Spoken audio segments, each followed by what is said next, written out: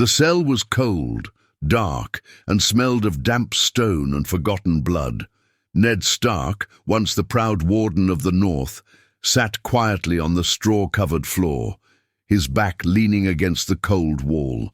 His beard was longer now, streaked with grey and filth, and his hands, though chained, still held the memory of holding a sword. He had made mistakes, many, but none haunted him more than the silence he kept. He should have warned Robb, warned him of the Lannisters, of the dangers crawling in King's Landing behind false smiles and golden cloaks. But he'd thought there was still time. He believed honor would prevail.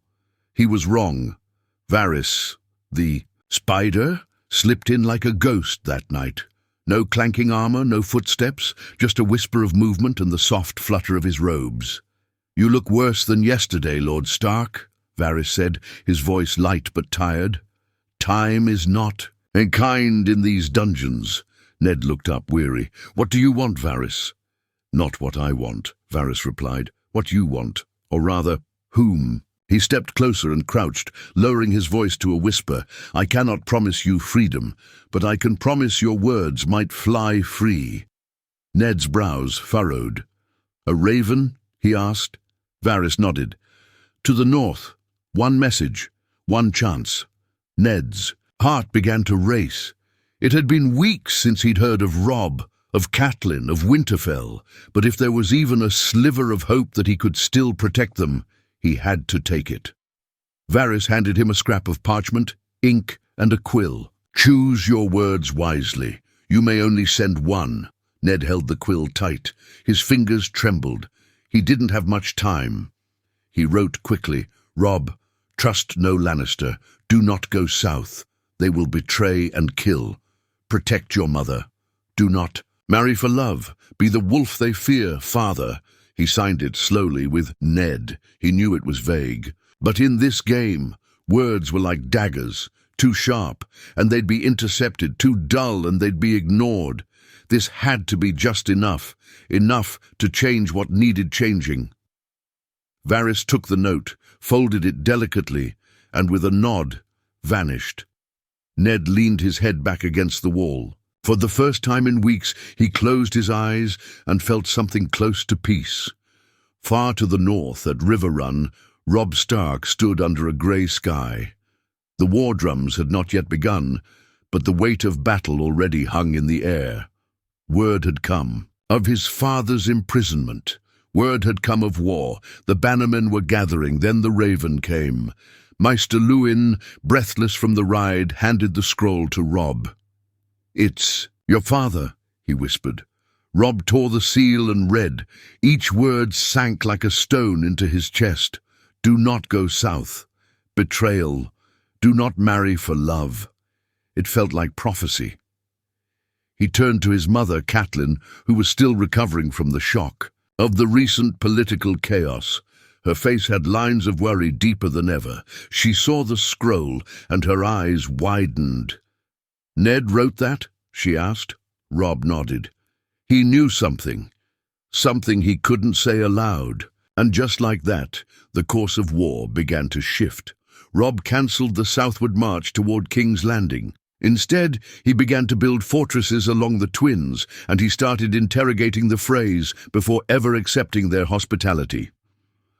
He would no longer marry Talisa. He would no longer fight a war of emotion. He would become the wolf his enemies feared, all because his father, in the last flicker of his fading life, had warned him in time.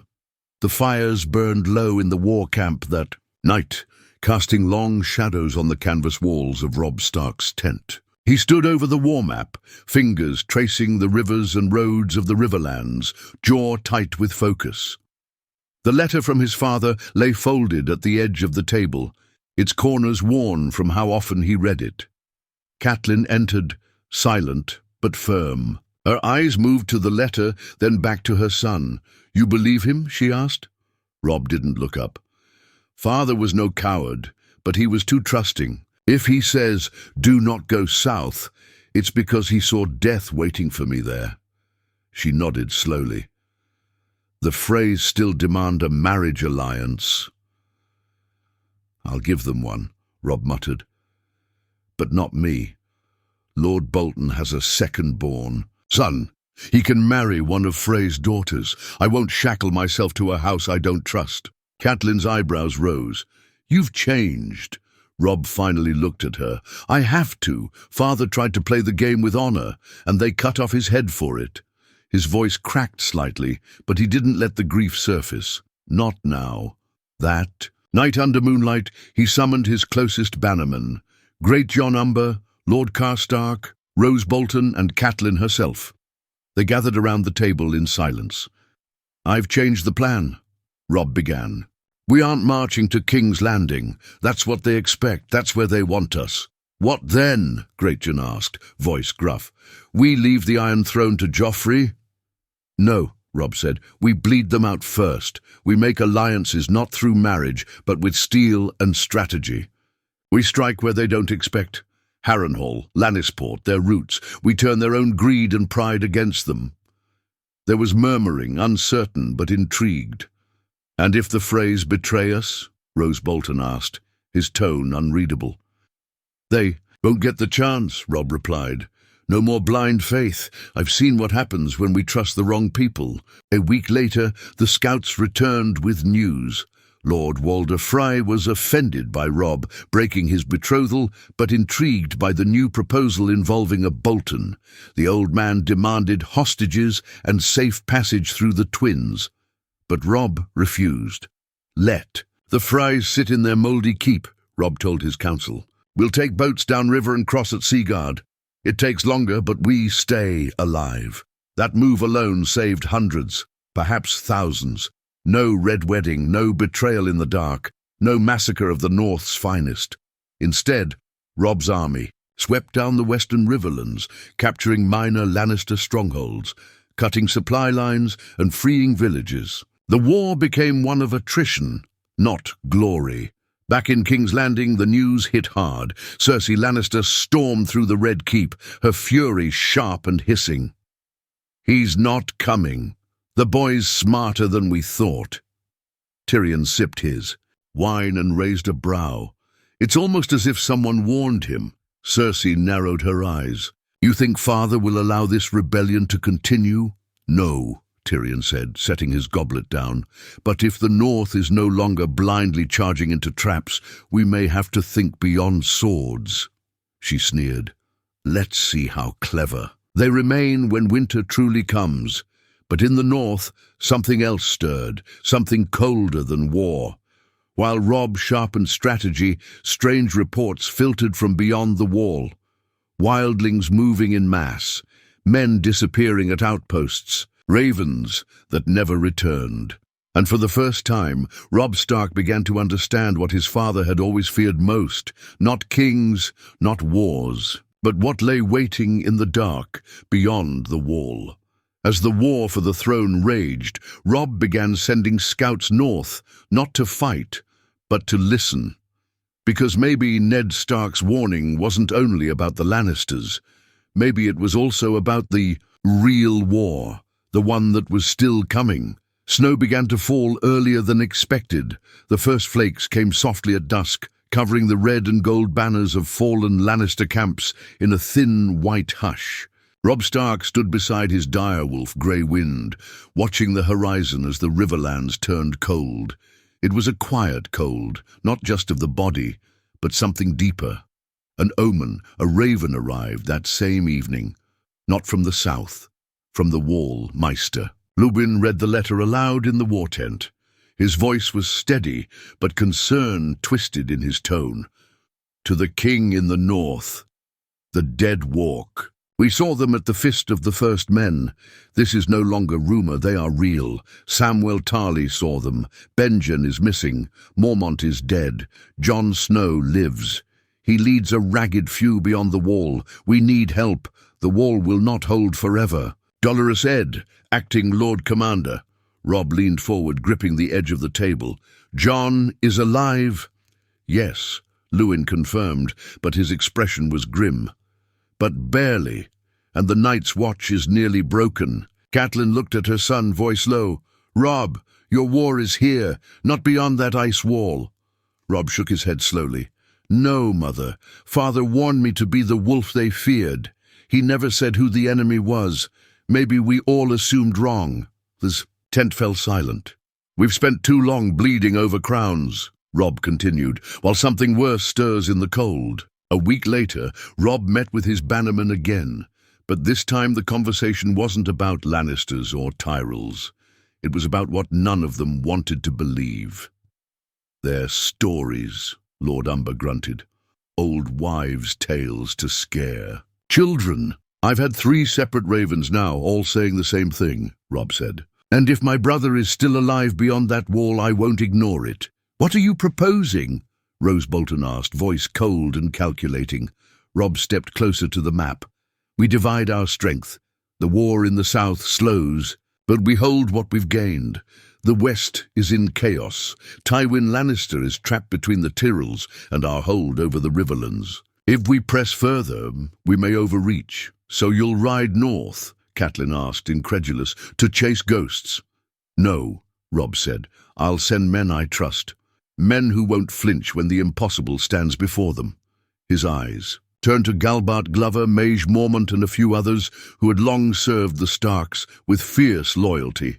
I want you to march to Castle Black, take steel, take food, take ravens. If what they say is true, this War of Thrones means nothing, and so as Robb Stark reshaped his war in the Riverlands, his envoys moved north, silent shadows in the snow, not to claim lands, but to defend life itself. But back in King's Landing, word travelled faster than ravens. Lord Varys, quiet and calculating, whispered to Tyrion over a fire one evening, "The boy does not play the game the way we expected. He is not his father, nor is he the fool we hoped." Tyrion sipped his wine, smirking.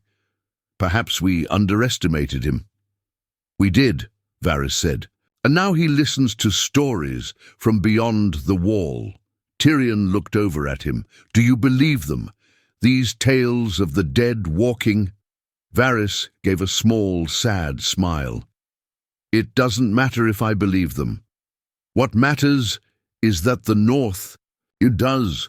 By midwinter, the battlefront shifted again. Robb's patience bore fruit. With Lannister forces scattered and weary, the North seized Harrenhal with little bloodshed. The cursed castle, twisted and black from dragonfire, now flew the direwolf banner. Robb stood in its cold hall, staring up at the melted towers. "This place burned when kings played their Game of Thrones," he murmured. "Maybe it's time someone ended the game." Behind him, Grey Wind growled softly. He wasn't looking at Robb, but at the shadows dancing behind the ruined stone, as if even the direwolf could feel something darker was coming. The nights were growing longer. At Harrenhal, the fires were never enough. The castle's walls, blackened and warped by Aegon's dragonfire centuries ago, seemed to drink the warmth from the air. Even the men who once laughed around the hearth now kept their voices low, as if the walls themselves listened. Robb Stark stood on the ramparts one morning, the cold wind cutting across his face. Below him, the direwolf banner swayed beside the flayed man of House Bolton. He had allowed it for now, out of necessity, but the blood-red sigil always made him uneasy. Roose Bolton had returned from a short campaign near the Trident. His men had taken several gold caravans meant for the Lannisters. Useful spoils. But Robb didn't trust him. Not anymore. In his father's letter, as vague as it had been, the warning to trust no Lannister had seemed obvious, but Robb now saw the deeper meaning. It wasn't just about enemies in lion's clothing. It was about betrayal, about daggers in the dark. And Roose was too calm, too quiet, too cold. That evening, Robb summoned Rose for a private audience. The man entered with measured steps, his pale eyes unreadable. "You summoned me, Your Grace?" "Yes," Robb said, keeping his tone calm. "I hear you've done well at the Trident. A small victory. The gold will feed our men, perhaps bribe a few more. And the prisoners?" Rose tilted his head. "None taken alive." Robb's jaw clenched. "Even the ones who surrendered? There are no innocent Lannisters, Your Grace." For a long moment Robb studied him. The man's face never changed. Not a twitch of remorse, not a flicker of pride. Just emptiness. "Is that what you truly believe?" Robb asked softly. "I believe what keeps us alive," Robb nodded slowly, then dismissed him. The moment Bolton left, Grey Wind stalked to the door, nose pressed to the crack, growling low. He never did that for anyone else. That night, Catelyn visited her son. "You don't sleep anymore," she said, brushing snow. From her cloak, Robb stared into the fire. "There's too much on my mind." She sat beside him. "You suspect Rose." "I do. Will you act?" Robb hesitated. "Father would have waited, gathered more proof, been just... Your father died for being just," she whispered bitterly. "What will you die for?" Robb didn't answer. Instead, he took out the letter again. The parchment was creased and faded now, the ink barely holding. "Protect your mother. Do not marry for love. Be the wolf they fear." He closed his eyes, then burned it in the fire. He didn't need the letter anymore. The message was part of him now. Week passed before news came from the north. Lady Maige Mormont and Galbart Glover had reached Castle Black. They sent word confirming everything. The dead walked. The Night's Watch was nearly broken. Jon Snow had returned from beyond the wall, ragged but alive, bringing tales of white walkers, whites, and an army that would not stop. Robb gathered his council again. "The war for the south is ending," he said. "We hold the Riverlands. The west is fractured. The Lannisters are bleeding." Great Janumba raised an eyebrow. And it doesn't matter," Robb said. "Not if the dead reach Winterfell." Catelyn's breath caught. "You want to march north?" "I want to march home," Robb said. "But not to rest, to fortify, to fight." "But you've nearly won," Lord Karstark said. "The Iron Throne," Robb slammed his fist on the table. "Let someone else take it. Let it burn. Let Cersei rot in it. If the North dies, the game ends anyway." Silence, then one by one heads nodded. The king in the North would return, not as a conqueror, but as a shield. At dawn, the northern banners were raised anew. The war in the south was not over, but the North would not wait to die, while lions and stags played their bloody game. And far beyond the wall, in the frozen wastes where the living were no longer safe, something ancient stirred. It moved through the trees with blue eyes and endless hunger. It had no interest in crowns or banners, only in death. The march north was unlike any Robb Stark had ever led. There were no songs, no cheering, no knights shining in polished armor. Only silence, the crunch of frozen earth under thousands of boots, and the wind howling like the ghosts of the dead. The Riverlands were left under strong watch, garrisons commanded by loyal lords who would hold back the remnants of the Lannister forces. But Robb didn't care for the Iron Throne anymore. He knew now it was a cursed seat that only ever brought blood and betrayal. Let the South drown in its own politics. As the columns moved north, they picked up villagers fleeing strange rumors. Entire hamlets disappearing in the night, corpses found frozen upright, their eyes wide and blue. At first, Robb's men dismissed the stories, but then they saw what was left of Deepwood Motte, burnt out. No survivors, not by fire but by something colder, something unnatural. Grey Wind howled at the ruins and refused to go near the edge of the woods. Robb had never seen his direwolf afraid. Before, at Winterfell, the ravens came before the soldiers did. Jon Snow stood on the battlements, wrapped in heavy black fur, his face drawn and tired. Beside him was Samwell Tarly, who had stopped being afraid of every shadow, and now walked with the quiet knowledge of someone who'd seen the end. "The North is stirring," Jon said, his voice almost a whisper. "They're not coming to fight." "The Lannisters," Sam said. Jon looked at him. "No, they're coming to fight death." When Robb arrived days later, there was no fanfare, no horns, Just the gates creaking open, and two brothers staring at each other for the first time in what felt like lifetimes. Jon stepped forward. "I thought you were dead," Robb said. "I was close," Jon answered. "You too." They embraced tightly, as men who had bled and lost and seen too much. Catelyn Stark watched from above the gatehouse. Her heart was full of conflicting emotion. Seeing Jon again brought back her bitterness, but the warmth in Robb's eyes. It softened her. She walked down to them slowly. Jon turned and met her gaze. "Lady Stark." Catelyn hesitated, but nodded.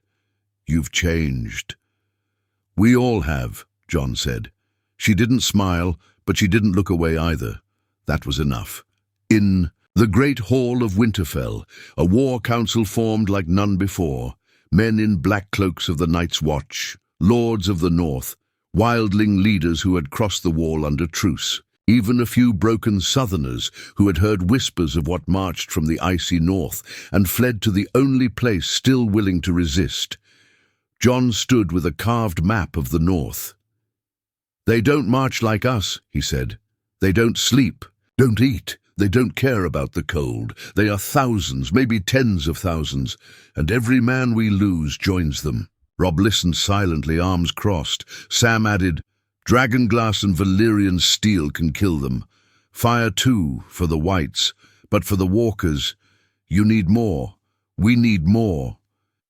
"We have ravens flying to Dragonstone," Jon said. "To Daenerys. Targaryen. If the rumors are true, she has dragons." Robb arched an eyebrow. "And if the rumors aren't true?" Jon looked at him. "Then we fight anyway." Outside, Winterfell bristled with preparation.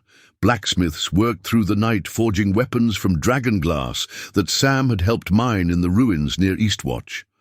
Old spears were reforged, arrows were dipped in oil, fire pits were dug. Children were sent south to White Harbor. Every man and woman who could fight was given a blade, but it still didn't feel like enough. Robb stood by the heart tree one evening, looking at the red leaves swaying gently despite the stillness of the air. "Father," he whispered, "if you can hear me. I did what you asked. I became the wolf they fear." He looked up, eyes burning. "But now I'm scared." Grey Wind sat silently beside him, ears twitching, in the distance, just beyond. The trees, the air, shimmered unnaturally. A shadow moved, silent as snow, a shape too tall, too thin. It was watching. It was watching. The dead came at night, not with the roar of armies or the chaos of siege engines, but with the soft, eerie stillness of snowfall. A silence so deep, it made men forget to breathe. From the forests beyond the wall, they emerged like mist, pale and unblinking, their blue eyes cutting through the dark like lanterns from the grave. The horns of Winterfell blew only once. Jon stood atop the walls with Robb at his side, both cloaked in fur, both holding blades kissed with dragonglass. Sam stood behind them, clutching maps and a satchel of obsidian weapons, his hands trembling, but his eyes focused. "They're testing us," Jon said quietly, watching the figures move like whispers through the trees. "They always do. Send the whites first, then wait." "How many?" Robb asked. Jon looked to the tree line. "Too many." Below them the walls were lined with archers. Oil was ready to be poured. Fires had been lit in trenches around the keep. Even the Godswood had been fortified, not for strategic reasons, but because the old northern blood remembered something others had forgotten. Some places must never fall. Suddenly, a scream from the outer village. The dead had arrived. The first wave came as a flood of limbs and moans, half-rotted soldiers of forgotten wars, eyes glowing, mouths silent. They swarmed the outer trenches, falling into flames only to climb out again, flesh burning, still moving, arrows rained down. Some whites dropped, most didn't. "They don't stop!" Lord Umber shouted, swinging an axe from the front lines. Giant barrels of oil were tipped, fire lighting up the battlefield. Still, the whites came, claws scraping, teeth snapping, overwhelming. The outer barricades Robb rode with his men, grey wind at his side like a bolt of shadow. The direwolf tore through the undead with primal fury, refusing to fall back even when the flames licked his fur. Robb's sword, reforged from House Stark's ancestral steel, cut through a dozen wights, but for every one he slew, 3 more clawed their way forward. "Pull back to the inner yard!" Robb shouted. "Now!" Men scrambled, dragging wounded. Behind, slamming the gates shut as the outer walls were overrun. Screams echoed in the wind. The sky seemed darker now, the stars swallowed. At the top of the wall, Jon Snow watched with grim clarity. "They're not trying to break the walls," he said. "They're waiting for us to make a mistake." Sam nodded, face pale. "That's what they do. They wear you down, turn your fallen, send them back at you." Jon turned to a runner. "Send ravens, tell the Queen we can't hold another night like this without help." The boy ran. Jon turned to Robb, who was walking up the steps. Armor, cracked and bloodied. "They're not just fighting," Robb said. "They're hunting, they're choosing where to press, like they're thinking." Jon nodded. "They are." Robb paused. "I thought war was the worst thing I'd ever face." "It was," Jon said. "This isn't war. This is extinction." That night, the temperature dropped so suddenly the fires flickered and nearly died. The air froze inside lungs, steel cracked from the cold, and then the horns blew again. But this time, only once. The White Walkers had come. They moved like shadows of ice gliding silently through the fog. Unlike the Whites, they didn't scream or charge. They just walked, calm, patient, confident. One of them stepped through the open mist and raised its long, frozen blade. The dead surged again, but this time with focus, with fury. Jon and Robb stood side by side at the main gate, dragonglass, swords drawn. The world exploded into blood and frost. Jon's blade clashed against a White Walker's weapon, sparks of blue light flying. The creature hissed, its face eerily calm as it struck again and again. Robb fought beside him, his sword slicing through Whites, but even as they killed dozens, more poured in. Grey wind howled, teeth and fur soaked in blood, defending Robb with savage loyalty. "Fall back," Jon yelled, "to the keep!" But they were being pushed back step by step. The gates were nearly gone. Men screamed, some died and rose before they hit the ground. Suddenly above them, a new sound tore through the sky, a roar, not human, not white. A shadow fell across the battlefield, wings beating like thunder. The dragons had come. The sky cracked open with fire. Drogon descended like a comet from the heavens, flames spilling from his jaws in a torrent of living light. Behind him came Rhaegal, screeching, green fire lashing across the battlefield. White scattered, lit like dry straw, collapsing in smoking heaps. Even the White Walkers turned their heads, their icy composure shaken for the first time. Robb stared up, eyes wide, breath caught in his throat. He had heard stories of dragons, whispered tales passed down through generations, but nothing prepared him for this. Nothing prepared him for the moment when death itself hesitated. On Drogon's back rode Daenerys Targaryen, silver hair whipping in the wind, eyes burning as fiercely as her dragon's fire. She did not smile. She did not speak. She simply pointed. "Idrism," and Drogon obeyed. Jon ran forward, bloodied and breathless. "You came!" "I told you I would," she said, her voice low but firm. Together they pressed the assault. The dragons tore through the ranks of the dead, fire carving deep trenches. Into the snow and earth, the White Walkers tried to flee the flames, but even their chilling power bent under the heat of dragonfire. For the first time in the entire siege, the dead retreated. They pulled back like a tide receding from shore, fast, almost too fast. Robb caught the shift immediately. "No," he shouted, "it's a trap!" But it was too late. From the woods behind the castle, where the defenses were weakest, another force surged forward. Whites by the hundreds, led by a single figure, riding a massive undead beast, its flesh frozen and torn, blue eyes blazing like stars. The Night King had arrived. He raised one hand, and Winterfell's fires died. Panic spread like wildfire. The torches flickered out. The fires in the trenches extinguished with a hiss. Even the braziers in the great hall turned to smoke. It was as if the very warmth of life had been stolen. The Night King's army poured into the breach. Daenerys turned Drogon mid-air, fire, sweeping across the woods, but the flames stopped short of the Night King. He raised his hand again, and spears of ice shot from the ground, striking Drogon in the wing. The dragon screamed and veered off, crashing down into the outer yard. Crushing whites beneath him, Jon ran toward him. Robb followed, rallying the soldiers. "Hold the gate!" Robb shouted. "Archers, light every arrow! I don't care if it's your last!" Men scrambled to relight what they could, using rags, broken shields, anything that would burn. Sam was in the keep, organizing civilians, dragging children into cellars, sword shaking in his grip. "We're going to be all right," he said to a girl no older than 10. "We're going to be all right." But the screams outside said otherwise. At the heart of the chaos, Jon reached Drogon just as Daenerys struggled to her feet. "You can't fight him alone," she said, gasping. "I'm not," Jon answered. Robb ran up beside them, face bloodied, eyes fierce. "We kill him. The rest fall," Robb said. "That's how this ends." The brothers exchanged a single look. There were no more words to say. They knew. This was it. They made their stand in the Godswood, the last sacred place in Winterfell. Snow fell like ash as Jon, Robb, and Daenerys faced the Night King. He walked slowly, deliberately, sword in hand, never blinking.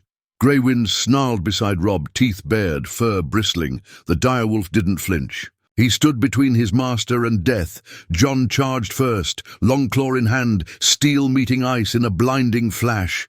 The Night King met his blade with bone-chilling precision. Their swords clashed again and again, the air around them freezing with every strike. Robb followed from the side, striking with dragonglass, carving a deep slash into the Night King's armor. The creature hissed and turned, eyes locking on Robb. Daenerys screamed from behind, "Now!" Drogon, wings tattered, rose again, breathing fire straight at the Night King. The flames surrounded him, the world lit up. But when the fire faded, he still stood untouched and smiling. Jon stared, horrified. Then the Night King raised his hand. The dead in the yard, hundreds of them, rose again, and this time they included men Robb had just fought beside, friends, brothers, even northern lords. They all turned with lifeless eyes. Inside the keep, Sam clutched his sword tighter as the dead began to slam against the doors. And outside, surrounded, cut off from retreat, the three stood alone in the Godswood, the king in the north, the queen of dragons, and the bastard of Winterfell. This was no longer a battle, this was the end. It was the end. Snow blanketed the Godswood, heavy and silent.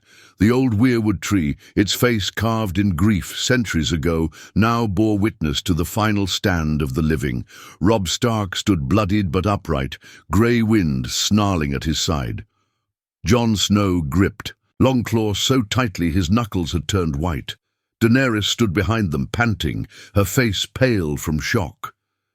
Drogon limped just beyond the trees, wounded and struggling to stay aloft.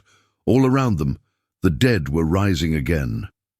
Northern men, who had sworn fealty to House Stark, wildlings who had crossed the wall in peace, brothers of the Night's Watch, now all twisted by the Night King's power, eyes blue, mouths silent, no longer men, but weapons. Robb's jaw clenched. He looked at Jon. "We end it here." Jon nodded, stepping forward again toward the Night King. The ancient creature tilted his head, curious, almost amused. Then he moved. Swift as a shadow, his ice-forged blade struck with the weight of centuries behind it. Jon barely blocked in time, sliding backward across the frozen earth. Robbie rushed to flank him. Grey Wind lunged for the Night King's throat, but with a flick of his wrist, the monster sent the direwolf flying into a tree. Grey Wind didn't get back up. Robb screamed. A sound full of pain, fury, and vengeance. He charged. The night. King raised his hand. Robb staggered mid-sprint, his chest burning with cold, something unseen dragging at his soul. "No!" Jon screamed, slashing the Night King's arm. The hold on Robb broke, but it was enough. The dead were closing in from all sides. Inside the keep, Samwell Tarly held the door as children cried behind him. He looked down at the dragonglass dagger in his trembling hand and whispered, "Please, please let them live." Just then the dead outside froze, all of them, mid-step, mid-snarl. A silence fell, so complete it was, as if time had stopped. Back in the godswood, Jon stared as the Night King raised his blade for one final strike. But Daenerys, screaming in fury, charged with a dragonglass spear she'd torn from Drogon's saddle. She hurled it with everything she had. It struck the Night King's side. Deep. He turned toward her, unaffected, until Jon moved. He lunged, Longclaw, Valyrian steel and burning rage, plunged straight into the Night King's heart. For a moment, nothing. Then, cracks spread across the creature's body. Like shattered ice, his blue eyes flickered. Robb watched, breath frozen in his chest. Then the Night King screamed, not in pain but in rage, and exploded into shards of ice and wind. All at once the dead fell, every wight crumbled, every twisted corpse collapsed like a puppet with its strings cut. Silence returned. Robb stumbled forward. "Is it over?" Jon nodded, breathless, bloodied. "For now." They turned. Grey Wind was still. Robb dropped to his knees beside him, burying his hands in the direwolf's fur. "I'm sorry," he whispered. "I'm so sorry." Daenerys stood quietly nearby, eyes filled with tears, for the dead, for the near end of the world, for the brotherhood that had saved them all. Winterfell burned its dead that night, not with fear, but with honor. Northern songs returned to the air, slow, mournful, proud. They sang of the king in the north who fought beside his bastard brother, of dragons and fire in the snow, of men who remembered their oaths when it mattered most. In the godswood, beneath the red leaves, Robb stood beside Jon. "I used to think the war was about banners," Robb said, "about revenge, honor, even love." Jon looked at him. "It was never about that," Robb said. "It was always about choosing who we become when everything we love is threatened." Jon gave a tired smile. "So, what now?" Robb looked toward the sunrise. "We rebuild. We remember. We prepare. Because next time we might not get to strike first." Far away, in the ruins of the north, something cold stirred again. The long night had ended. But winter was not done, and the living would never forget that one moment, when a father's warning changed the fate of a kingdom and of the world.